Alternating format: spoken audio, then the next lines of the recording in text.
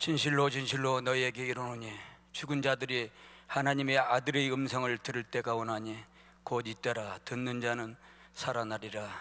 아멘. 지하마의 7기 후부생 김연일입니다.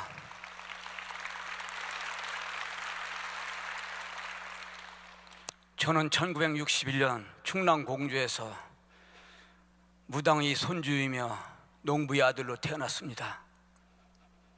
짧은 시간이나마 여러분들께 하나님은 살아계시고 무당의 가족들은 비참한 삶을 공개하고자 합니다.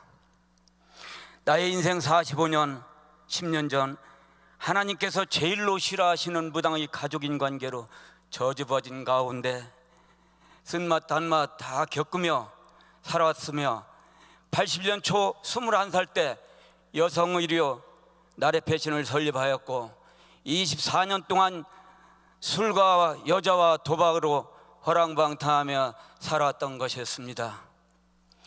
두 번의 이혼과 사업으로 스트레스로 91년, 97년, 2004년 세 번의 뇌경색으로 쓰러졌었던 것이었습니다.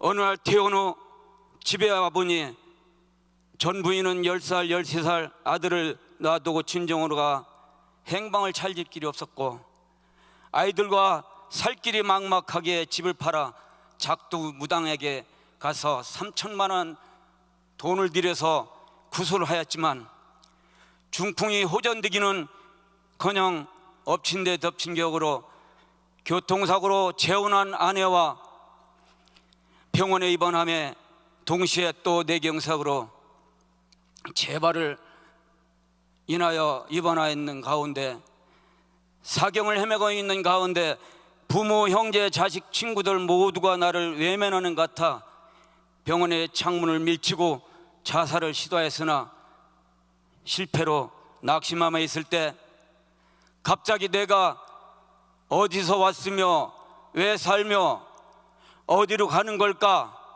왜 나 마음의 애로 되는 일이 없을까? 45년 인생사 그때 그렇게 최고의 공허함을 느꼈습니다. 자살 실패 후 공허함과 외로움이 있을 때 순간 그까지 조상이 어딨냐는 마음의 음성을 듣고 아내에게 우리 교회에 가자고 말하니 아내는 너무 반가워했습니다. 드디어 2005년 45살 나이에 생전 처음으로 교회에 갔는데 기분 나쁜 일이 생겼습니다. 이유인즉 교회 갈 때마다 찬양으로 저를 울리는 것이었습니다.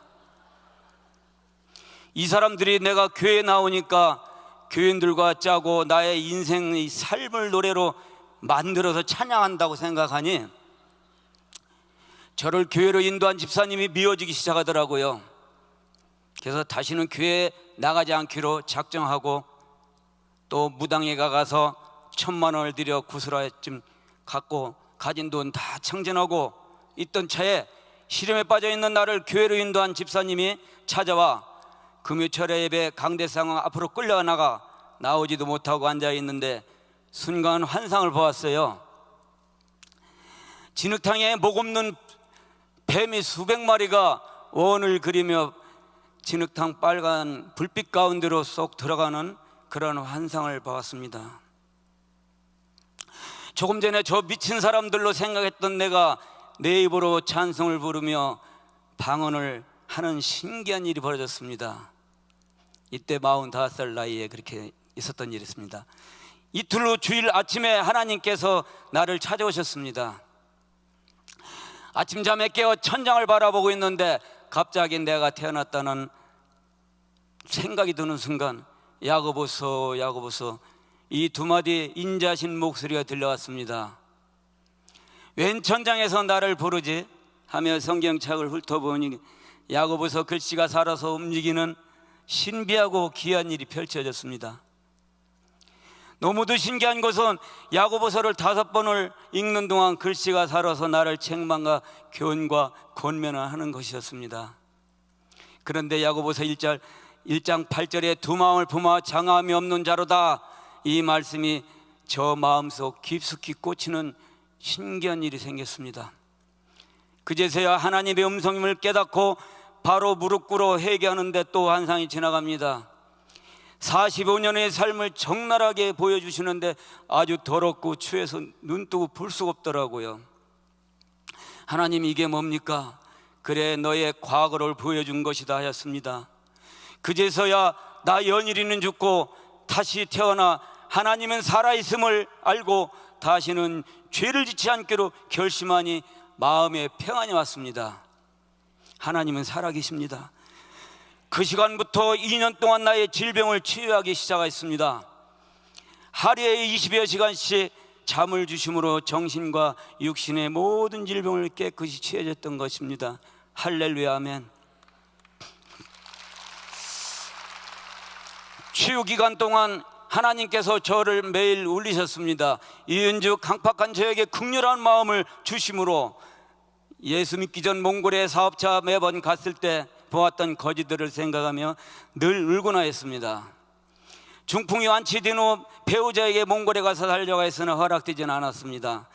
저에게 묶여있던 모든 질병을 완치해 주심으로 주님의 사명인 선교도 할 수 없고 할 일도 없고 고향에 가서 살기로 마음먹고 저 혼자 무작정 내려갔지만 제사 문제로 어머니와 다투는 일이 생겼었습니다. 어머니와 해조 강원도 평창으로 옮겨 살던 중 꿈속에서 하나님을 만났습니다.